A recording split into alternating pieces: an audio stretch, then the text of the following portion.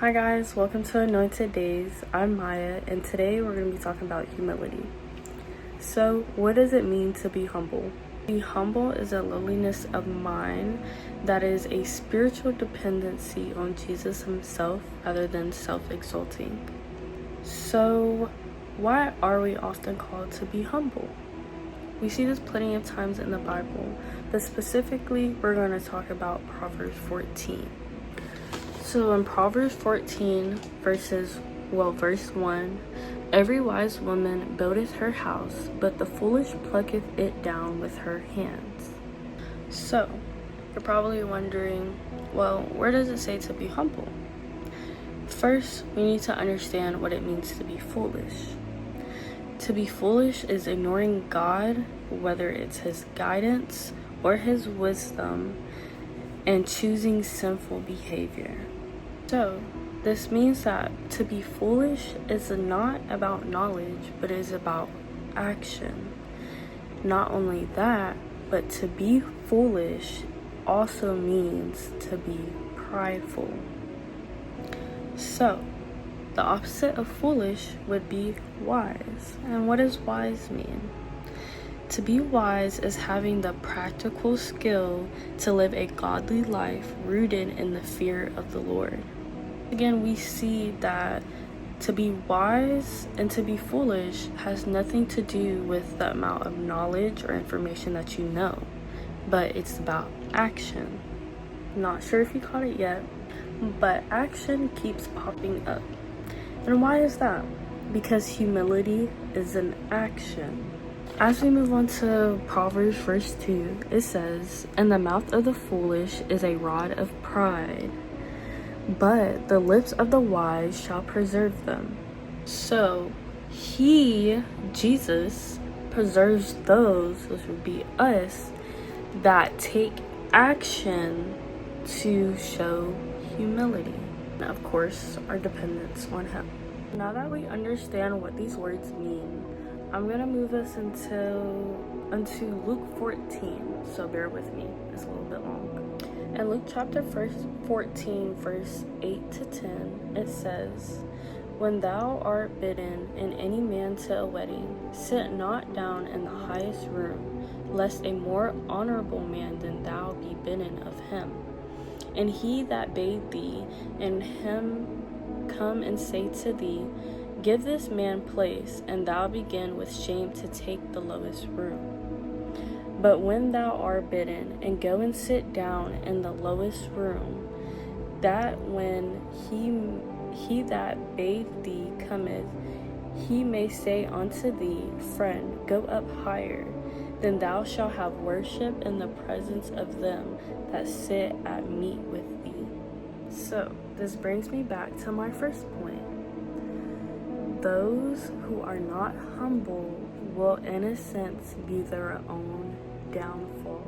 Just as Luke 14, verse 11 says, "For whoever exalteth himself shall be abased, but he that humbleth himself shall be exalted." If you don't know, abase means to be humble. So, humility allows God into your heart to do many, many things.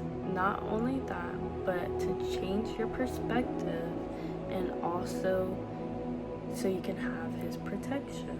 Now you may be wondering, oh, this isn't about me, I'm very humble. Sometimes whenever we are so caught up in life, we are more focused on what it is that we do or do not have, or what the next person has, or the best bag, the best car, where you could be, and now you're comparing yourself to other people. So to not be humble is a very dangerous thing, since you are not walking in the presence of the Lord. You are, in a sense, foolish, so rejecting his wisdom. Practice humility. It can shift our perspective, and it can allow God to do something great in our life. And with this leads me to Proverbs 14, verse 4. "Where no oxen are, the crib is clean, but much increase is by the strength of the ox." So this was very confusing for me, so I'm gonna break it down in the way I understood it, but reread the sentence. Where no valuables are, the crib is clean, but much work or increase in work is by the strength of the ox. So this highlights that producing results requires dealing with the hard work of life.